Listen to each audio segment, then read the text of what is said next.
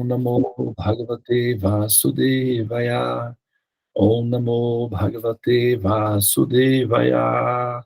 Om Shanti, Shanti, Shanti, Swaha. Muito bem, os versos que foram descritos hoje, como vocês podem ver, né, está descrevendo uma pessoa comum, uma alma condicionada, mundana, cuja mente está enraizada na ignorância, ou nos modos de Tama e Raja. Quando a tradução que se dá para a palavra lusty, né, ou em inglês é luxúria, mas a palavra luxúria, ela tem uma conotação mais ampla, tá? Então a gente sempre contextualiza aí as traduções das palavras, porque isso facilita o nosso entendimento. Quando se diz luxúria, não necessariamente está se mencionando apenas o ato, né, do impulso sexual. Normalmente nós relacionamos luxúria com a lascividade, né? Inclusive, em inglês, lusty, né, nós temos na nossa palavra lasciva, né, ou lascívio, que significa luxurioso, né, sensual.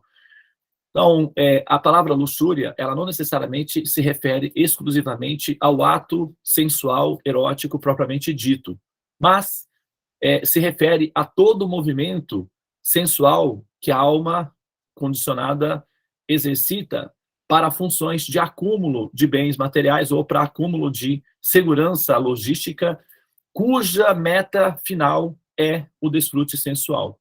Tá? Então, todas as ações que levam o ser a esforçar-se pela satisfação egocêntrica dos próprios sentidos, isso é considerado luxúria. O que é considerado luxúria?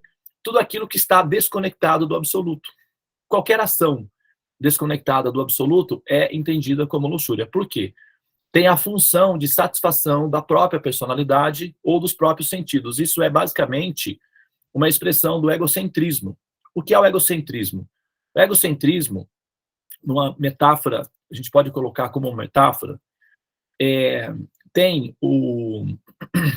é dito assim, né? Tem um ditado engraçado que fala de médico e louco, todo mundo tem um pouco, né?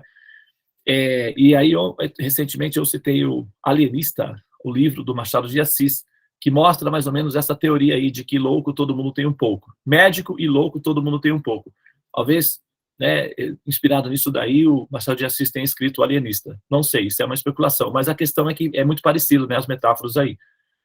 E se nós, dentro do conceito védico de alma condicionada ou alma iludida por Maya, então nós podemos afirmar que todas as almas que estão dentro da simulação, acreditando serem as formas que elas vivem momentaneamente, isso é considerado, do ponto de vista da lucidez existencial, uma patologia, tá? Porque a alma, ela acredita ser uma coisa que pode ser demonstrada matematicamente ou cientificamente que não é possível. E isso, basicamente, é uma ficção. Então, quando nós acreditamos ser uma ficção, nós vivemos essa ficção. E isso é considerado patológico. É por isso que nós, quando o jogador ele é crônico, nós criamos ambientes apropriados para recolher esses pacientes em estado crônico, que vivem ficções crônicas. E aí nós recolhemos eles em ambientes especiais, chamados clínicas, né, hospícios, hospitais psiquiátricos, etc. Então, esses pacientes são recolhidos aí, e eles são mantidos aí para a segurança deles e para a segurança dos demais. E muitos deles vivem ficções. Eu sou o Napoleão, eu sou tal, etc. Quando nós vivemos, a ideia de que nós somos o corpo, isso é uma ficção, é viver uma ficção. E viver uma ficção indica um estado patológico, tá? Então, qualquer ser que vive uma existência baseado numa ficção é um paciente numa clínica. O que nós chamamos de mundo material é uma forma de designar essa clínica, que é, né, a natureza material. Então, é um ambiente fechado, né? Os pacientes dentro desse ambiente fechado têm uma certa liberdade, eles podem ir de um espaço para o outro, mas eles não podem sair do ambiente em que eles estão condicionados. É assim que funciona uma clínica. Um paciente pode ir de um pavilhão para o outro, de repente pode ir para o pátio, pode ir ao banheiro, etc., mas ele não pode sair dos muros que o mantém preso à clínica. É a mesma situação relacionada com o assim chamado mundo material. E o chamado livre-arbítrio é a liberdade que o paciente tem de mudar de pequenos espaços e tomar pequenas decisões condicionadas ao espaço em que ele está assim, aprisionado. As almas condicionadas, elas estão aprisionadas no ambiente em que elas têm um pouco de livre-arbítrio, mas são condicionadas a um espaço limitado. E isso é o equivalente de uma patologia existencial. Seria o equivalente, o egoísmo, né, como a gente, no início, o início do raciocínio, o egoísmo e o egocentrismo diz respeito a um ser que está hipercentrado na sua própria ficção e luta para manter e para viver essa experiência fictícia. Isso é egocentrismo.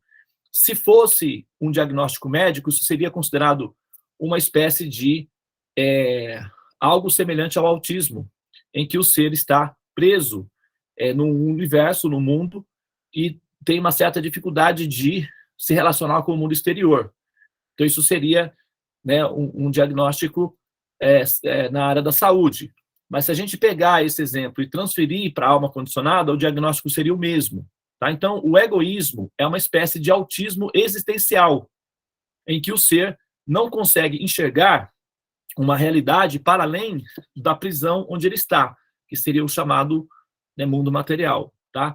E aí, as decisões que esse ser em estado de, numa condição adoentada, numa condição não sã, né, de insanidade, vai tomar decisões baseadas nessa condição existencial, egocêntrica. Então, todas as decisões que ele vai tomar, partindo do egocentrismo dele, são decisões que dizem respeito à própria satisfação pessoal, o que pode gerar sofrimentos aos demais. E isso chama-se infração. Essa infração, ela é registrada. E esse registro infracionário chama-se karma. Tá? Então, o karma ou as infrações vão sendo registradas. E assim que você assume um novo personagem, o registro kármico é incorporado ao próximo roteiro. E é uma terapia, né? Assim, você vai trocando de personagens para assimilar o conteúdo do tratamento e, eventualmente, quando você descobre que você está vivendo personagens e que você é uma atriz ou um ator e que a sua residência oficial é fora da clínica, já começa a ser diagnosticada como uma pessoa em condições, talvez, de ser liberada da clínica. Isso chama-se moksha, ou liberação. É basicamente um tratamento que está em andamento, tá? E aqueles que entendem que são pacientes em tratamento têm melhores chances de se curarem do que aqueles que acreditam que não são pacientes, né? Que não estão precisando de cura ou de tratamento. A diferença entre nós e os demais é que nós sabemos que precisamos de cura, e os demais acreditam que não. E isso nos dá uma melhor chance de conseguir o resultado final, que é a cura, né, dessa situação patológica egocêntrica. As decisões tomadas numa condição patológica são decisões egocêntricas, e essas decisões egocêntricas é chamada luxúria. Porque decisões egocêntricas diz respeito à satisfação do eu, do meu local, que é uma prisão. E isso gera sofrimentos aos demais. É isso que, né, tem aí a referência do sentido da palavra luxúria. Então, como fazer, Devananda? Qual seria a solução? Bom, é muito simples. O veneno da cobra mata, mas também é o mesmo que cura. O que nós temos que fazer é simplesmente mudar a polaridade. Se você coloca o termostato para funcionar, para refrigerar, eu tenho aqui um equipamento, esse equipamento aqui atrás, não sei se dá para ver, ele funciona para aquecer e para refrigerar. Depende de como eu polarizar ele. Ele aquece ou refrigera. A nossa consciência, ela é mágica. Nós somos seres mágicos. Nós somos expansões de Deus. Isso faz de nós seres mágicos. Olha o que Deus criou. Uma simulação incrível, maravilhosa, intensa, chamada mundo material. Então, ele é um ser mágico. Nós somos expansões de Deus. Nós somos criaturas mágicas. E uma das nossas... assim, quando nós começamos a lidar com essa magia, é quando a gente começa a aprender a lidar com a própria consciência, com a própria mente, que é uma espécie de varinha mágica, vamos dizer assim. E aí, com a consciência, nós podemos fazer várias interações com o elemento mágico, que é a existência. E uma delas é a capacidade gradual de poder visualizar diretamente a pessoa idealista original, ou a suprema personalidade de Deus, está na pauta. Então, a gente vai trabalhando aos pouquinhos os elementos, né, que vão compor a magia, e voilá, de repente você está diante do Criador, do Absoluto, e pode falar diretamente com ele. Isso é mágico, é possível, está na pauta. Então, nesse momento, é quando você consegue entender que existe essa possibilidade de um idealizador real e a condição psicológica desse ser é amistosa, então você pode fazer contatos com esse ser. E a partir daí, você passa, então, a olhar tudo ao seu redor, não como sendo objeto para o seu desfrute pessoal, mas como sendo objetos para enaltecer ou engrandecer, ou até, então, finalmente, acarinhar ou acariciar o coração do Criador. Então, tudo deixa de ser objeto para o meu domínio e passa a ser objeto da magia que produz amor no coração do idealizador. E automaticamente esse ser que ama o idealizador, ou seja, esse ser original, passa a ver todos os objetos não como sendo objetos de domínio, de luxúria, mas como objetos de amor. Então esse ser já está bem adaptado a conviver com seres perfeitos, não há mais a necessidade de viver entre os pacientes, chamados humanos. Aí ele é liberado da clínica. É muito simples o processo. O difícil, a parte difícil é entender a nossa condição de pacientes, mas depois que se entende, fica mais fácil. E aí eu sugiro que vocês entrem para a minha seita.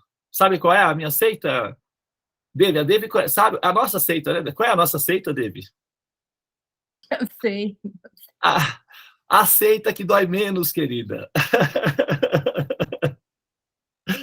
Então, quando nós aceitamos a nossa condição de pacientes e que nós precisamos de cura, fica mais fácil, entendeu? Então, essa é a seita, a maravilhosa, a mais perfeita de todas as seitas. Qual? A seita que dói menos. Difícil é aceitar essa condição inicial, porque nós somos orgulhosos. Eu não sou um paciente. Eu sou poderoso. Olha para mim, eu sou o Gengis Khan, eu sou o Stalin, eu sou o Hitler. Mas onde estão todos eles? Olha aí, tá vendo só?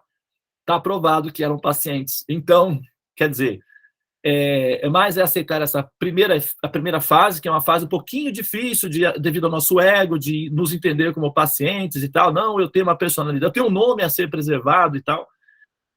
Mas depois que a gente entende que a gente precisa superar essa fase, fica mais fácil moksha, ou a liberação, a saída. Tá bem?